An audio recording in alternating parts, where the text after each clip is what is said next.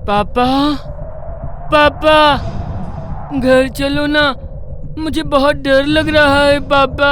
Mummy, mummy मुझे बचाओ, कोई मुझे खींच कर ले जा रहा है। मम्मी बचाओ।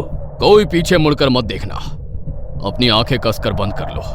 ये निशी डाक तुम्हारी परीक्षा ले रही है, छल कर रही है।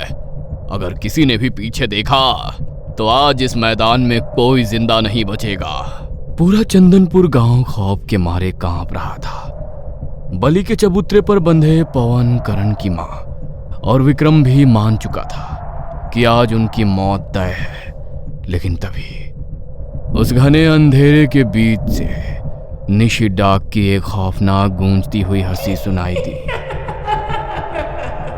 वो दिखाई नहीं दे रही थी, पर हवा के भारीपन से महसूस हो रहा था कि वो कैद होने वाली है। और ठीक उसी वक्त उसने अपना आखिरी दांव खेला।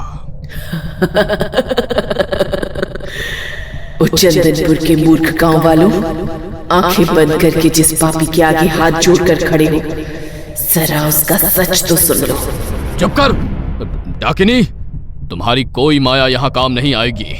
ओम ह्रीं क्लीं भूताय नमः। ओम ह्रीं क्लीं भूताय नमः। ओम ह्रीं क्लीं भूताय नमः। ये ढोंगी पलकनाथ तुम्हें इस बला से बचाने के लिए बलि नहीं दे रहा।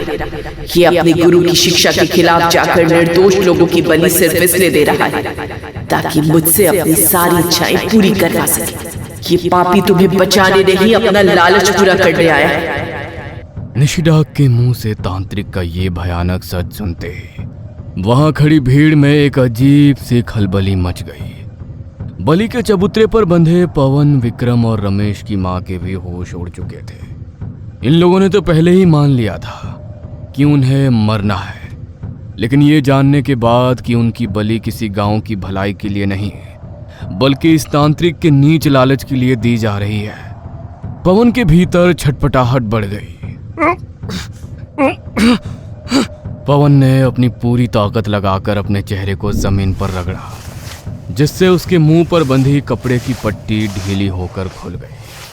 पट्टी खुलते ही वो पागलों की तरह चीखने लगा। गांव वालों, सुनो मेरी बात, ये साला तांत्रिक झूठ बोल रहा है। ये हमें गांव को बचाने के लिए नहीं मार रहा, ये अपने फायदे के लिए हमारा खून बहा रहा है। भागो यहाँ से, मुझे छोड़ दो। चुप कर मूर्ख, ये डाकिनी का आखिरी छल है। ये तुम सब में फूट डालकर खुद को आजाद करवाना चाहती है। अगर इसकी बातों में आए तो पूरा गांव शमशान बन जाएगा। कोई इसकी बात मत मानो, ये पापी है। पवन ने डर के मारे अपने शरीर को इस कदर झटका दिया कि उसके हाथों की ढीली गांठ खुल गई। वो बिना पीछे देखे चबूतरे से कूदकर जंगल की तरफ भागने लगा। अगर ये बलि अधूरी रह गई तो अनर्थ हो जाएगा। स्थिति को पूरी तरह बिगड़ते देख पलकनाथ ने बिना एक पल गंवाए अपनी भारी तलवार हवा में लहराई और भागते हुए पवन की पीठ पर दे मारी। पवन की एक दर्दनाक चीख गूंजी और वो वहीं ढेर हो गया। इस तरह पहली बलि पूरी हुई। यह खौफनाक मंजर देखकर और निशी डाक का सच सुनकर गांव वाले अंदर से बुरी तरह डर गए। लेकिन तांत्रिक के खौफ और निशी डाक के डर के आगे किसी की कुछ भी करने की हिम्मत नहीं हुई। वे सब सुन्न खड़े रहे और आखिरकार पलकनाथ ने एक एक करके विक्रम और रमेश की मां की बलि भी दे दी और तीनों बलियां पूरी कर दी। तीनों बलियां पूरी होते ही निशी डाक मटके में कैद हो गई। लेकिन लालच की बलि के कारण मटके पर सैकड़ों बारीक दरारें उभर आई। पलकनाथ घबराकर मटका उठाता है और रात के सन्नाटे में चुपचाप अकेले ही आश्रम की तरफ भागने लगता है। लालचियों, तुम लोग इंसानियत के असली दुश्मन जो मुझ जैसे प्रेत को जन्म देते हो।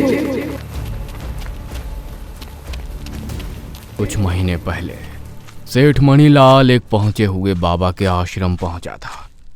रात के सन्नाटे में बाबा ध्यान में बैठे थे। तभी मणिलाल उनके पैरों में गिर पड़ा।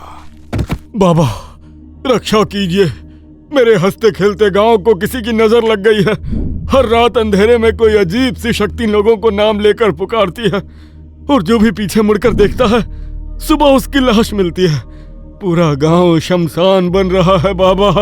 मणिलाल, बिना वजह कोई शक्ति किसी गांव को शमशान नहीं बनाती। मुझे तुम्हारे गांव की थोड़ी सी मिट्टी चाहिए होगी, तभी मैं सच जान पाऊंगा। बाबा, मैं मिट्टी साथ लेकर आया हूँ। कुछ समय पहले मैंने आपको किसी दूसरे गांव में यही विधि करते देखा था, इसलिए मैं पहले से ही अपने गांव की मिट्टी बांध लाया था। मणिलाल ने वो पोटली बाबा के सामने रख दी। बाबा ने जमीन पर एक कपड़ा बिछाया, उस पर मिट्टी फैलाई और आंखें बंद करके कुछ मंत्र पढ़ने लगा। जैसे ही मंत्र पूरे हुए, बाबा ने चौंक कर आंखें खोली और गुस्से में उस मिट्टी को अपनी जगह से हटा दिया। मणिलाल, ये कोई साधारण भूत प्रेत नहीं है, ये तो तुम्हारे अपने गांव के पाप का नतीजा है। भूल गए उस बेबस कोढ़ वाली औरत को जिसे तुम सब ने मिलकर कुछ वक्त पहले झूठे आरोप में तड़पा तड़पा कर मार डाला था। मरते वक्त उसकी आत्मा से जो नफरत निकली, उसी ने इस भयानक निशी डाक को जन्म दिया है।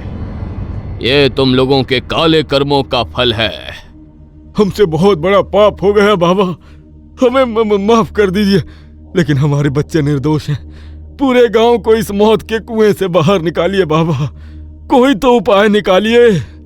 मणिलाल, अब तुम अपने गांव लौट जाओ और मुझ पर भरोसा रखो। मैं इस संकट का समाधान निकाल दूंगा। आज रात ही मैं इसके लिए काम शुरू करूंगा। मणिलाल के जाने के बाद जब रात का सन्नाटा और गहरा हो गया, तो बाबा अपने हाथ में एक कोरा मिट्टी का मटका लेकर आश्रम से बाहर निकलने लगे। उन्होंने अपने चेले पलकनाथ को भी साथ चलने का इशारा किया। रात के घने अंधेरे में दोनों चुपचाप चलते जा रहे थे। जब आश्रम से करीब 1 किलोमीटर दूर आ गए और चारों तरफ सिर्फ डरावना सन्नाटा छा गया, तब पलकनाथ से रहा नहीं गया। गुरुदेव, इतनी रात गए हम आश्रम से इतना दूर कहाँ जा रहे हैं, और आपके हाथ में ये मटका कैसा है? निशी डाक को कैद करने। ये निशी डाक क्या है गुरुदेव? एक बहुत शक्तिशाली आत्मा जिसका खून कई लोगों के हाथों में चढ़ा हुआ है। सुनो उसकी कहानी।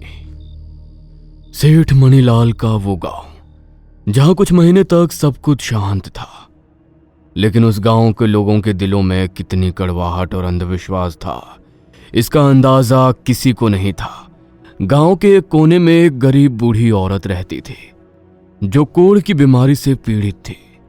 बीमारी के कारण उसका शरीर गल रहा था, लेकिन गांव वालों के दिल उससे ज्यादा गल चुके थे। वे उसे सिर्फ एक मरीज नहीं, बल्कि पूरे गांव के लिए एक अपशगुन और आफत मानते थे। जब से इस भिखारिन को कोढ़ हुआ है, गांव में सब डरे डरे रहते हैं। ना जाने कब किसका बच्चा इसकी छुआछूत की चपेट में आ जाए। यह औरत हमारे गांव के लिए अपशगुन बन चुकी है। अरे इसे यहाँ से निकालना ही होगा। सीधे सीधे तो जाएगी नहीं, यहाँ इसका पुराना घर है। एक काम करो, इस पर चोरी का इल्जाम लगा दो, पंचायत अपने आप इसे धक्का मारकर बाहर निकाल देगी। और यही घिनौनी साजिश रची गई। जिस गांव में कोई चोरी हुई ही नहीं थी, वहां उस बेबस बूढ़ी औरत पर चोरी का झूठा आरोप मढ़ दिया गया। पंचायत बैठी बिना किसी सबूत के, बिना सच जाने, सिर्फ नफरत के दम पर पंचायत ने उसे दोषी ठहरा दिया और गांव की सीमा से बाहर फेंकने का हुक्म दे दिया। अंजो, मेरी बात सुनो। मैं तो इसी गांव की हूँ, यही पैदा हुई, यही बूढ़ी हुई। मैंने कोई चोरी नहीं की, मैं बेकसूर हूँ। मुझे इस ढलती उम्र में इस बीमारी के साथ कहाँ भेज रहे हो? मैं तड़प कर मर जाऊंगी। मुझ पर तरस खाओ। चुप कर कुलक्षणी, गांव से बाहर निकाल, वरना यहीं पत्थर मार मार कर तेरी जान ले लेंगे। भाग यहां से। गांव वालों ने उसे घसीटते हुए पत्थरों से मारते हुए गांव की सीमा से बाहर एक सुनसान बंजर रास्ते पर फेंक दिया। बूढ़ी औरत का गल रहा शरीर पत्थरों की चोट से लहूलुहान हो चुका था। वह असहाय अवस्था में जमीन पर पड़ी रही। दिन बीतते गए। उस बंजर जमीन पर न छाया थी, न पानी की एक बूंद। भूख और प्यास से उसका गला सूख चुका था। गिद्ध उसके सिर पर मंडराने लगे थे। वह रेंगती हुई पानी की तलाश करती, लेकिन दूर दूर तक सिर्फ सूखी धूल थी। पानी, कोई एक बूंद पानी दे दो, बहुत भूख लगी है। मेरा क्या कसूर था? क्यों अपनों ने ही मुझे इस हाल में छोड़ दिया? गांव के लोग दूर से उसे देखते, लेकिन कोई एक निवाला या पानी की बूंद देने नहीं आया। भूख, प्यास और कोड़ की असहनीय तड़प से तड़प तड़प कर आखिरकार उस बूढ़ी औरत ने दम तोड़ दिया। लेकिन मौत के उस आखिरी पल में उसके चेहरे पर बेबसी नहीं, बल्कि एक खौफनाक गुस्सा था। उसकी आंखों में पूरे गांव के लिए सिर्फ और सिर्फ नफरत और बदले की आग थी। अन्याय की पराकाष्ठा हो चुकी थी। उस बेबस औरत की आत्मा को शांति नहीं मिली। तड़प और बदले की उस भयंकर आग ने उसकी रूह को विकृत कर दिया। उसकी आत्मा लोक कथाओं की सबसे खौफनाक और भयानक सत्ता निशिडाक में बदल गई। तुमने मुझे भूख और प्यास से तड़पाया है, अब तुम सब तड़पोगे। तुम्हारी अपनों की आवाज में तुम्हें मौत के मुंह में खींचूंगी। इस गांव में कोई नहीं बचेगा, कोई नहीं। उसके साथ तो बहुत अन्याय हुआ गुरुदेव। ये सब बातें अब फिजूल है। ध्यान से सुनो पलखनाथ, आज जो विधि हम करने जा रहे हैं वो बेहद असाधारण और खतरनाक है। ये मेरी आखिरी विधि भी हो सकती है, इसलिए बहुत ध्यान से सुनो। यदि आज मेरे साथ कुछ अनहोनी हो जाए तो तुम्हें इस विधि की पूरी प्रक्रिया पता होनी चाहिए। ऐसा मत कहिए गुरुदेव, आप बिल्कुल ठीक रहेंगे। कोई और विधि तो होगी जिससे ये डाकिनी हमारे वश में हो जाए। है एक विधि, लेकिन वो और कई मासूम लोगों को मारने के बाद की जा सकती है पलखनाथ, इसलिए मैं वो नहीं कर सकता। निशिडाक को वश में करने के लिए 3 बलि चाहिए। एक बलि ताकि वो मटके में समा जाए, फिर दूसरी बलि देकर उसे इस प्रकार बांधा जा सकता है कि वो तुम्हें कोई नुकसान ना पहुंचाए, और तीसरी बलि देकर उससे अपनी कोई भी इच्छा पूरी करवाई जा सकती है। गुरुदेव, इसका मतलब इस विधि से क्या निशिडाक से कुछ भी करवाया जा सकता है? दुनिया की कोई भी इच्छा पूरी हो सकती है? पलखनाथ, इस वक्त इन बातों का कोई मोल नहीं है। याद रखना, निशिडाक के कैद होते ही ये मटका तुम्हें हर हाल में मेरे भाई देवदत्त को सौंपना होगा। चलो, विधि का समय हो रहा है, तैयारी करो। गुरु ने ये तो पलखनाथ की बात टाल दी, लेकिन उसी क्षण पलखनाथ के दिमाग में एक जहरीले लालच ने जन्म ले लिया था। गुरु के मुंह से तीसरी बलि और इच्छा पूर्ति की बात सुनते ही उसके मन का शैतान जाग चुका था। अगर तीसरी बलि से निशिडाक मेरी गुलाम बन सकती है तो मैं ये मटका देवदत्त को क्यों दूं? कभी नहीं। मैं इस मटके को अपने पास रखूंगा और निशिडाक की असीमित शक्तियों से अपनी हर इच्छा पूरी करूंगा। मैं दुनिया का सबसे शक्तिशाली तांत्रिक बनूंगा।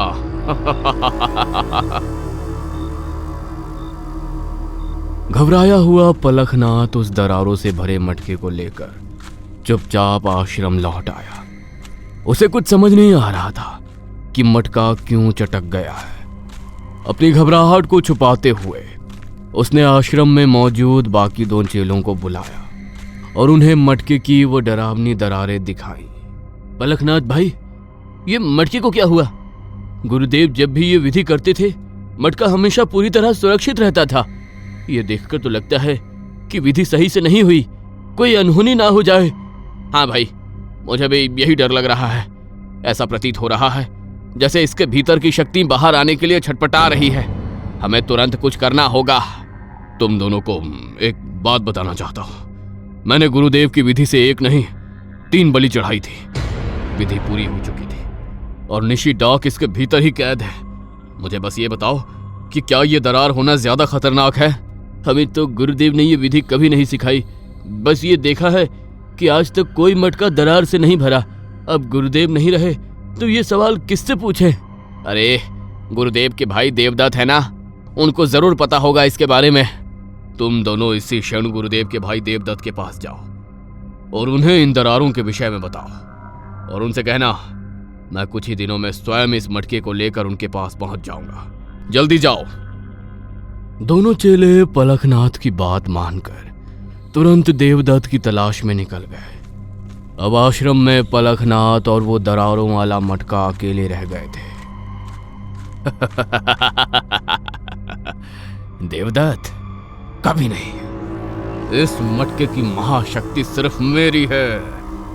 एक बार ये दरारें ठीक करने का तरीका ढूंढ लूं, फिर पूरी दुनिया मेरे कदमों में होगी। लेकिन पलखनाथ का ये वहम ज्यादा देर तक नहीं टिका। जैसे ही रात का सन्नाटा गहरा हुआ और पलखनाथ गहरी नींद में था, मटके के भीतर से अजीब सी फुसफुसाहटें आने लगी, चटकने की आवाजें बढ़ने लगी और देखते ही देखते मटके की वो दरारें और चौड़ी होने लगी और फिर मटका पूरी तरह टूट गया। निशी डाक आजाद हो चुकी थी। आजाद होते ही कमरे में एक भयानक काला साया फैला और निशी डाक सीधे पलखनाथ की तरफ झपटी। उसने पलखनाथ को अपना शिकार बनाया। आश्रम पलखनाथ की दर्दनाक चीख से गूंज उठा। उसी रात दोनों चेले ढूंढते हुए गुरुदेव के भाई देवदत्त के पास पहुंचे। उन्होंने हाफते हुए देवदत्त को मटके की उन डरावनी दरारों के बारे में सब सच सच बताना शुरू किया। पूरी बात सुनते ही देवदत्त का चेहरा एकदम उतर गया। उसकी आंखों में गहरा खौफ उतर आया। क्या मटके में दरारें आ गई थी? तुम लोगों को पलखनाथ को वहां अकेला नहीं छोड़ना चाहिए था। बहुत अनर्थ हो गया। पहली बात तो उस लालची को 3 बलि देनी ही नहीं चाहिए थी। मेरे भाई ने अपना बलिदान लोगों के लिए दिया था, लेकिन पलखनाथ खुद के लिए इसे कैद करना चाहता था। वहां देवदत्त बिना एक पल गंवाए चेलों को साथ लेकर उसी रात भयभीत हालत में आश्रम की ओर भागा। लेकिन जब तक देवदत्त और वो चेले दौड़ते हुए आश्रम के भीतर पहुंचे, तब तक बहुत देर हो चुकी थी। वहां का नजारा देखकर सबके पैरों तले जमीन खिसक गई। कमरे में मिट्टी के मटके के टुकड़े चारों तरफ बिखरे पड़े थे और बीचों बीच पलखनाथ की लाश पड़ी हुई थी। निशी डाक ने पलखनाथ को बेरहमी से मार डाला था। लालच, इसके मन के लालच ने सब बर्बाद कर दिया। निशी डाक अब आजाद हो चुकी है। पलखनाथ की एक भूल ने उस भयानक शक्ति को मुक्त कर दिया है। निशी डाक अब आजाद है, लेकिन उसका अगला शिकार कौन होगा? और क्या इस बार उसका कहर किसी एक इंसान तक सीमित रहेगा या पूरे गांव को मौत और अंधेरे में डुबो देगा? जानने के लिए इंतजार करें कहानी के अगले भाग का और देखते रहिए हॉरर नाइट्स कहानियां।